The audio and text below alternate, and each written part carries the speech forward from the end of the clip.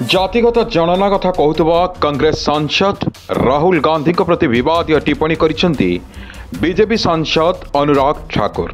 जो माने निजर जाति संपर्क में जानी नाहंती सेमाने जातिगत जनगणना कथा कहूथिबा अनुराग ठाकुर कहिसेंती।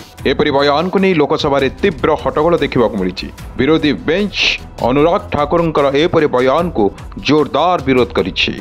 सेपटे राहुल गांधी कहते जे अनुराग ठाकुर तांको दुर्व्यवहार करिसेंती, अपमानित करिसेंती, तथापि से तांको ठारू क्षमा प्रार्थना चाहूना, क्षमा मागिबार मध्य आवश्यकता नाही बोली राहुल गांधी कहते। राहुल गांधी अधारू अनुराग ठाकुर को अटकाई कहते जे आपण माने मते जेते अपमानित करिबार अछि करंतु, किंतु आपण माने भूलंतु नहीं जे आमे संसद रे जातिगत जनगणना बिल पास कराइबु।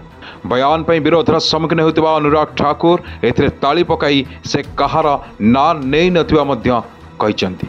गृह के समय परिचालन करुवा जेपल सदस्य मानू निज आसन को फेरी जावाक कहते हैं हट्टगोल लगी रही।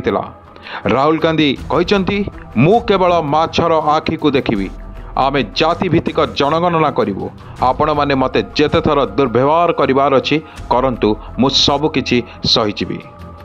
ब्यूरो रिपोर्ट न्यूज़ 16 ओडिया खबर।